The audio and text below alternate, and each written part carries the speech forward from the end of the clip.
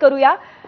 मला वाटतं सचिनजी आपल्याबरोबर थोड्याच वेळात असतील, पण देवयानी फरांदे आपल्यासोबत आहेत। आपलं खूप खूप स्वागत। देवयानी ताई, सगळ्यात महत्त्वाची गोष्ट म्हणजे आज मुख्यमंत्र्यांनी आव्हान दिलं विरोधकांना आणि ते लगेचच स्वीकारलेलं आहे 2 महिला खासदारांनी आणि त्यांनी प्रतिआव्हान केलेलं आहे। काय म्हणाल यावर?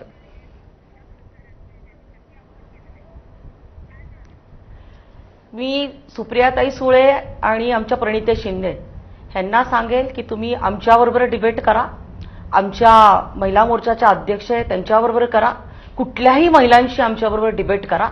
मुख्यमंत्री महोदयांनी सांगितलं की माझ्या बरोबरीचं जर कोणी असेल तर मी निश्चित त्यांच्यासोबत डिबेट करेल। बरं, पण त्यांच्या बरोबरीचं म्हणजे नक्की काय पॅरामीटर्स आहेत या संदर्भामध्ये आपण काही सांगू शकता का? म्हणजे मुख्यमंत्रीच इतर राज्यांचे असं म्हणायचं आपल्याला? आज देवेंद्र फडणवीस हे राज्याचे मुख्यमंत्री आहेत आणि आपण बघतायत की देश पातळीवरती अतिशय एक महत्त्वाचं नेतृत्व आहे।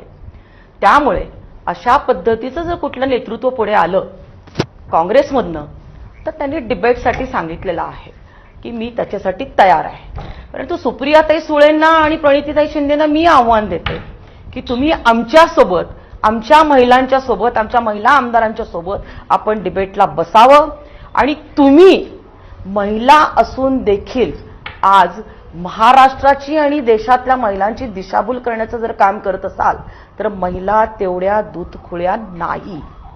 एकूणच आपण जर सुप्रियाताई सुळे किंवा प्रणितीताई शिंदे यांच्या लक्षात जर आलं नसेल तर मला त्यांना ही सगळी प्रक्रिया अतिशय सोप्या भाषेमध्ये सांगावीशी वाटते की जे काही 2023 मध्ये जे अधिनियम पारित केला गेलेला होता त्याच्यामध्येच म्हटलं गेलेलं होतं की जनगणना आणि डिलिमिटेशन त्याला करणं गरजेचं आहे।